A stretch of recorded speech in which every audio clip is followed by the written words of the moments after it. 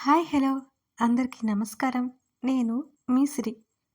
Welcome to our channel. ఈరోజు మనం చెప్పుకోబోయే కథ 'ప్రియనేస్తం' పార్ట్ 91. కథలోకి వెళ్ళే ముందు మన ఛానల్ని సబ్స్క్రైబ్ చేయకపోయినట్లయితే ఇప్పుడే సబ్స్క్రైబ్ చేసుకోండి. చేశారా మరి? ఇక కథలోకి వెళ్దామా? అప్పటికే అతని జుట్టులో వేళ్లు పోనిచ్చిన మృదు షాక్ అయిపోయి ఆమె చేస్తున్న పని ఆపేసి ఆశ్చర్యంగా అతని వైపు చూసింది. ఇక్కడే ఉండాలని చెప్పారు కదా, మళ్ళీ హైదరాబాద్ ఎందుకు అని అడిగింది. అతని మనసులో ఏముందో అర్థం కాక, నీకు ఎక్కడైతే ఉండాలి అనిపిస్తుందో అక్కడే ఉందాం, ఎక్కడైనా సరే అంటూ ఆమె చేతి మీద ముద్దు పెట్టుకున్నాడు. ఇక్కడ బాగా నచ్చింది. మనం పాప పుట్టేంతవరకు ఇక్కడే ఉండేసి ఆ తర్వాత మళ్ళీ మన ఇంటికి వెళ్ళిపోదాం. ఆ ఇల్లు అంటే నాకు చాలా ఇష్టం అని చిన్న నవ్వుతో చెప్పింది. ఆ ఇల్లు నచ్చిందా? చిన్నగా ఉంది కదా, ఇంకొకటి తీసుకోవాలనుకుంటున్నాను నేను అని అన్నాడు అర్జున్. "ఉహుహు, అంత పని మాత్రం చేయకండి. ఆ ఇంట్లో మన జ్ఞాపకాలు బోలెడు. మీరు, నేను, ఆ ఇల్లు మన ముగ్గురికి ఎన్నో జ్ఞాపకాలున్నాయి. అయినా అదేమంత చిన్నది కాదే. ప్లీజ్ అండి, మనం ఇక్కడే ఉందాం" అని అంది ప్రవర్తిక. నేను ఒక్కడినే అని అది తీసుకున్నాను. ఇప్పుడు మనకి సరిపోదా? అంత పెద్ద ఇల్లు ఎందుకు సరిపోదు? నేనైతే అక్కడే ఉంటాను. మీరు కూడా ఉండాలి అని ముక్కు ముడిచేసి అడిగింది ప్రవర్తిక. అలాగే చేద్దాం కానీ ఆ ట్యాప్ తిప్పకు అని నవ్వాడు అర్జున్. ఏంటి మీ ఉద్దేశ్యం? నేనెప్పుడు ఏడుస్తూనే ఉంటాను అనా? అని చిరుకోపంగా చూస్తూ అడిగింది అతన్ని. అందులో సందేహం లేదు. పూర్తిగా ఆమె వైపుకు తల తిప్పి వెల్లెలకలా పడుకున్నాడు. మీకో విషయం చెప్పమంటారా? అంటూ నుదుటి మీద పడిన అతని జుట్టును వెనక్కి తోస్తూ అడిగింది. ఏంటా అన్నట్టు ఆమెనే చూశాడు అర్జున్. ఎప్పుడూ ఏడ్చేవాళ్ళు ఎంతటి కష్టాన్నైనా తట్టుకుంటారు. ఎంత బాధను కలిగించే విషయమైనా వాళ్ళని ఏమీ చేయలేదు. ఎప్పుడూ ఏడుస్తూ ఉంటారు. కాకపోతే కొంచెం ఎక్కువ ఏడుస్తారు. కానీ ఎప్పుడూ బాధ దాచుకుంటారే అంటూ అతని వైపే చూస్తూ, భరించలేని బాధను అసలు మోయలేరు మీలా అంటూ అతని చూపుకి జత కలిపింది. ఆమె తనని అంటున్నదో లేకపోతే జరిగేది చెప్తున్నదో కానీ నిజమే అనిపించసాగింది అర్జున్కి ఆమె మాటలు విన్న తర్వాత. ఆమె చూపులు సూటిగా తాగుతుంటే వెంటనే ముఖం తిప్పేసుకున్నాడు. పక్కకు తిప్పుకున్న అతని ముఖాన్ని చూస్తూ అతని చెంపల కింద చెయ్యేసి అర్జున్ ముఖాన్ని తన వైపుకు తిప్పుకుని, నాతో చెప్పుకోలేంది ఏమైనా ఉందా? హ? ఎంతో ఆర్తిగా అడిగింది ఆమె. అతని మనసులో బాధని భారాన్ని దించేసుకోవాలనుకున్నాడు ఆమెతో చెప్పి అర్జున్. ఎవరితో పంచుకున్న తీరని బాధ తనది. చెప్పి ఆమెను మరింత బాధ పెట్టాలి అని అస్సలు అనుకోవట్లేదు అతను. కడుపుతో బేబీతో పాటు రక్ష చనిపోయింది అనే నిజం ఆమె అసలు తట్టుకోలేదని అతనికి తెలుసు. అదేం లేదు, ఆమెనే చూశాడు అర్జున్. మీ సంతోషం కాదు, మీ బాధను కూడా పంచుకోవడానికి నేనున్నాను అంటూ ముందుకు వంగి అతని నుదుటి మీద ముద్దు పెట్టుకొని అతని చేతిని తన పొట్ట మీద పెట్టుకొని, మీకోసమే తెగ తిరిగేస్తోంది లోపల అంటూ అతని ముఖం మీద చిరునవ్వు తెచ్చే ప్రయత్నం మొదలుపెట్టింది ఆమె. ఆమె మాటలు అర్థమైన తర్వాత సన్నగా నవ్వి, నా మీద అసలు కోపం లేదా నీకు అని అడిగాడు అర్జున్. ఉంది అనగానే ఆ మాటకి కొంచెం దిగులు చెందాడు.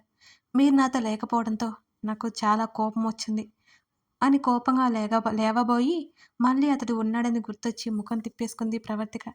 ఇక నుంచి నీతోనే, ఈ క్షణమే కాదు నేనున్నంత వరకు అంటూ హత్తుకున్నాడు ఆమె నడుము చుట్టూ చేతులు వేసి అర్జున్. మరోవైపు గేట్ దగ్గర అర్జున్ కనబడగానే నిజమో కాదో అని చూసింది రాగిని. అక్కడ నిజంగానే అర్జున్ ఉన్నాడు. కంగారుగా వచ్చి మీరేంటిక్కడ అని అడిగింది. మీ మామయ్యతో మాట్లాడాలి, ఎక్కడ ఉన్నారు అని రాగిణిని చూస్తూ అడిగాడు. పిచ్చా మీకు?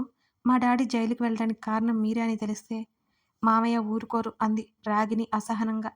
మీ మామయ్యతో మాట్లాడాలి, మీ డాడీ అంత దుర్మార్గుడు కాదని అని అనుకుంటున్నా మీ మామయ్య అన్నాడు అర్జున్. అయినా కాకపోయినా మా మామయ్యకు కోపం వస్తే కష్టం మీకు అని అంది రాగిణి. ఇప్పుడు నేను నీతో మాట్లాడే అంత టైం లేదు రాగిణి. పిలుస్తావా లేదా? లేకపోతే నన్ను వెళ్ళిపోమంటావా అని అడిగాడు అర్జున్. ఆ మామయ్య ఆఫీస్ రూమ్లో ఉన్నారండి, రండి అని అర్జున్ని తీసుకెళ్ళింది రాగిణి.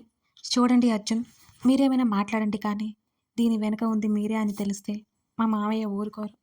ఈ విషయం గుర్తుపెట్టుకోండి అని చెప్పింది రాగిణి. థ్యాంక్ యూ, నీ హెల్ప్తో ఈరోజు దుష్ట శిక్షణ జరిగింది అంటూ రాగిణి భుజం చుట్టూ చేయేసి సైడ్ నుంచి హత్తుకున్నాడు అర్జున్. ఇప్పటికి కూడా తన కోసం రాగిణి తపన పడుతుంటే ఆమె పట్ల ఉన్న చిరాకు అసహనం పోయాయి అర్జున్లో. అర్జున్ తనతో ఫ్రెండ్లీగా ఉండడం రాగినికి నచ్చింది. కానీ ఇప్పుడు అతనికి పెళ్ళైపోయింది. త్వరలోనే తండ్రి కూడా కాబోతున్నాడు. అనవసరంగా హోప్స్ పెంచుకోవడం వేస్ట్ అని అర్థమైపోయి సైలెంట్‌గా ఉండిపోయింది రాగిని. రాగిని, నా మీద నీకున్నది ప్రేమ కాదు అట్రాక్షన్. అట్రాక్షన్ నుంచి నువ్వు ఆల్రెడీ బయటపడిపోయావు. ఇంకొంచెం ట్రై చెయి. పూర్తిగా బయటపడతావు అని అన్నాడు రాగిని తల నిమురుతూ అర్జున్. అలాగే అన్నట్టు చిన్నగా తలూపింది రాగిని. వాళ్ళు ఏం మాట్లాడుతున్నారో తెలియకపోయినా దూరం నుంచి రాగిణిని అర్జున్ని దగ్గరగా చూస్తున్న అజయ్కి లోపల మండిపోతున్న ఫీలింగ్ కలిగింది. తను ప్రేమించిన అమ్మాయి అర్జున్ పెళ్లి చేసుకున్నాడనే కోపం ఒక కారణమైతే, తనకి కాబోయే భార్యతో అంత సన్నిహితంగా అర్జున్ ఉండడం మరొక కారణం. అతని ద్వేషానికి పళ్ళు నూరుకుంటూ నిలబడి ఉన్నాడు అజయ్. తలుపు కొట్టి ఆకాష్ పర్మిషన్ తీసుకుని గదిలోకి వెళ్ళాడు అర్జున్. హుషారుగా ఉండే ఆకాష్ సైలెంట్గా ఉండడం తెలిసిన చిరునవ్వుతో పలకరించి ఎదురుగా వెళ్ళి కూర్చున్నాడు అతను. అర్జున్, ఇంత సడన్గా వచ్చావేంటి? ఏదైనా ముఖ్యమైన విషయమా అని అడిగాడు ఆకాష్ నవ్వుతూ. అవును సార్, చాలా ముఖ్యమైన విషయం. ఈ విషయం మీకు ఎప్పుడో చెప్పాలి అనుకున్నాను, కానీ చెప్పడానికి ఆ పరిస్థితులు రాలేదు. ఇప్పుడు కూడా చెప్పాలి అనుకుంటున్నది కేవలం మీ మీద నమ్మకంతోనే అని అర్జున్ మాట్లాడుతున్న మాటలకి అర్థం తెలియలేదు ఆకాష్కి. అర్జున్, నువ్వు దేని గురించి మాట్లాడుతున్నావో నాకు అర్థం కావడం లేదు అని కాస్త సీరియస్గా అన్నాడు ఆకాష్. మీ బావ జయేంద్ర గురించి మాట్లాడడానికి వచ్చాను సార్. సూటిగా ఆకాష్ కళ్ళలోకి చూశాడు అర్జున్. జయేంద్ర పేరు వినగానే ఆకాష్ బ్రుకుటి ముడిపడింది. ఏం మాట్లాడాలి అని అర్జున్ని చూస్తూ అడిగాడు ఆకాష్. జయేంద్ర అలాంటివాడు, మీకు తెలుసు. తెలియకపోతే నేను నిరూపిస్తాను. మీరు బెయిల్ తీసుకురావడానికి వీల్లేదు సార్ అని అన్నాడు అర్జున్. ఈ కేసు మీద నీకంత ఇంట్రెస్ట్ ఏంటి? అసలు అర్జున్ ఎందుకు అడుగుతున్నాడో అర్థం కాక తిరిగి ప్రశ్నించాడు జయేంద్ర. ఎందుకంటే జయేంద్ర వల్ల బాధింపబడిన వ్యక్తుల్లో నేను కూడా ఉన్నాను కాబట్టి అన్నాడు అర్జున్. అప్పటికే అతని దవడ కండరాలు బిగుసుకుపోయాయి. అంటే అంతా కన్ఫ్యూజన్గా ఉంది ఆకాష్ మిత్రకి. తను తీసుకొచ్చిన సాక్ష్యాధారాలు తన కోట్లో నుంచి బయటకు తీస్తూ టేబుల్ మీద విసిరాడు అర్జున్. అవన్నీ చేతుల్లోకి తీసుకుని ఆశ్చర్యపోయాడు ఆకాష్ మొత్తాన్ని గమనిస్తూ. మీరు మీరు బెయిల్ ఇవ్వరు అని అనుకుంటున్నా, అండ్ దీని వెనుక ఉంది నేనే అని అక్కడి నుంచి లేచి బయటకు వచ్చేశాడు అర్జున్. ఆ సాక్ష్యాలన్నీ చూస్తుంటే బుర్ర గిర్రున తిరుగుతోంది ఆకాష్కి. ఇంతమంది ప్రాణాలు తీశాడా జయేంద్ర? అదే డబ్బు కోసం అనుకోగానే ఒళ్ళు జలధరించింది ఆకాష్కి. అప్పటి వరకు జయేంద్ర మీద ఎక్కడో మూల చిన్న నమ్మకం ఉండేది. తన చెల్లి కోసమైనా వెళ్ళాలి అనుకున్నాడు బెయిల్ తీసుకురావడానికి. కానీ ఆ క్షణం వెళ్ళకూడదని డిసైడ్ అయిపోయాడు ఆకాష్ మిత్ర. రాగిని అంటూ ఆవేశంగా గదిలోకి వచ్చాడు అజయ్. అంటూ అతని వైపు చూసింది రాగిని. నీకు నన్ను పెళ్లి చేసుకోవడం ఇష్టమేనా అని అడిగాడు అజయ్ సూటిగా. ముఖం అదోలా పెట్టుకొని చూసింది రాగిని అతని వంక. అడుగుతుంటే చెప్పవేంటి అంటూ రాగిని చేతిని పట్టుకున్నాడు అజయ్. ఇష్టం ఉండబట్టే కదా ఇంత దూరం వచ్చింది అని అంది రాగిని. రాగిని, నేను సీరియస్గా అడుగుతున్నాను, జోక్ చేయట్లేదు అని కోపంగా అడిగాడు అజయ్. నువ్వు ఏదో తెలివిగల వాడివనుకున్నా, ఇంత తింగరోడా అనేసి నాకు తెలియదు అన్నది రాగిని. ఏయ్ అన్నాడు కోపంగా. లేకపోతే ఏంటి, నిన్ను పెళ్లి చేసుకోవడం ఇష్టం లేకపోతే వెళ్ళిపోతాను కదా హైదరాబాద్కి. అసలే మా డాడీ జైల్లో ఉన్నారు. అప్పుడు నువ్వు అడగాల్సిన క్వశ్చన్ ఇదేనా అని అడిగింది రాగిని. రాగిని మాటలకు తగ్గి బెడ్ మీద కూర్చుని, అది కాదు రాగిని, నేను నిన్ను పెళ్లి చేసుకుంటాను, నువ్వంటే ఇష్టం నాకు అని అన్నాడు అజయ్. ఏదైనా ప్లాన్లో ఉన్నావా ఏంటి అని అడిగింది రాగిని అతన్ని. ఆ మాటకు ఆశ్చర్యంగా చూశాడు అజయ్ అతని వంక. అదేంటి అంత మాట అనేసావు అన్నాడు అజయ్. లేకపోతే ఏమనుకోవాలి, ఇలాగే మొన్న ఒక అమ్మాయిని తీసుకొచ్చి నా రాణి, నా ప్రాణం అని అన్నీ అన్నావు కదా, ఇప్పుడు సడన్గా నా మీద ఇష్టం ఎలా పెరిగింది నీకు అని డౌట్గా అనుమానంగా చూసింది రాగిని. ఆ అమ్మాయి నచ్చింది కానీ వేరే పెళ్లి చేసుకుంది కదా, అందుకే ఇక డ్రాప్ అయిపోయా. అయినా నువ్వు ఇందాక అతనితో మాట్లాడడం నాకు నచ్చలేదు అని అలిగినట్టు ఫేస్ పెట్టాడు అజయ్. అతనా? ఎవరు? నిజంగానే అర్జున్ విషయం మర్చిపోయింది రాగిని. అదే ఆ రోజు నన్ను కొట్టాడు కూడా అని ఇబ్బందిగా చెప్పాడు అర్జున్. ఓహ్! అర్జున్ గురించా? అని అడిగింది గుర్తుకొచ్చినట్లు. ఆ! నాకు థాంక్స్ చెప్పి వెళ్ళిపోయాడు. ఒక చిన్న హెల్ప్ చేశానులే అని అంది రాగిని.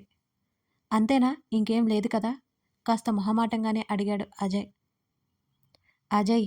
నిజంగా నన్ను పెళ్లి చేసుకోవడం నీకిష్టమేనా? నాకు సరైన ఆన్సర్ కావాలి. ఒకసారి పెళ్లి జరిగితే నువ్వు పిచ్చి పిచ్చి వేషాలు వేస్తే పళ్ళు రాలగొడతాను నేను. సూటిగా అజయ్ వైపు చూసింది రాగిని. రాగిని మాటలకు గతుక్కుమన్నాడు అజయ్. భయపెట్టుకో అని అన్నాడు నిజంగానే భయపడుతున్నట్టు చూస్తూ. చిరాకు పుట్టించకుండా చెప్పు అజయ్. అవును నువ్వంటే నాకిష్టం.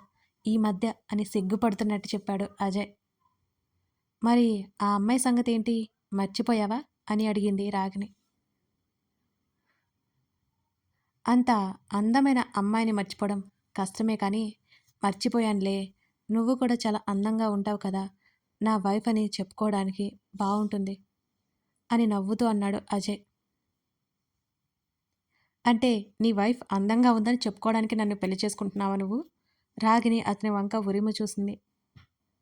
ఛ! నేనేదో మామూలుగా చెప్తున్నాను. అయినా ఇంతవరకు నేను చెప్పింది అర్థం కాలేదా నీకు? నువ్వేం చెప్తున్నావో నీకే అర్థం కాదు. ఇక నాకెలా అర్థం అవుతుందిలే కానీ, ఫైనల్లీ నేనంటే ఇష్టం అంటున్నావు. అంతే కదా? అని అడిగింది రాగిని. అవును అన్నాడు అజయ్. నువ్వు కూడా నాకు ఇష్టమే కానీ, హస్బెండ్‌గా అంటే ఆలోచించాలి. మన పెళ్ళికి ఇంకా బోలెడు టైం ఉందిగా. ఈలోపు నేను యాక్సెప్ట్ చేయడానికి ట్రై చేస్తా అని లేచి వెళ్ళిపోయింది రాగిని. నోరు తెరుచుకుని చూస్తూ ఉండిపోయాడు అజయ్. ఇంటికి వస్తూనే బోల్డన్ని బొమ్మలు పట్టుకొచ్చాడు అర్జున్. రూమ్‌కి సగం బొమ్మలు చూసి షాక్ అయిపోయింది ప్రవర్తిక. ఏంటివన్నీ? ఆ! కళ్ళు తెలేసి చూసింది అతని వంక. టాయ్స్ తెచ్చాను మన బేబీ కోసం. సరిపోవా? అని అయోమయంగా అడిగాడు అర్జున్. అతను అడిగిన విధానికి ప్రవర్తికకి నవ్వు ఆగలేదు.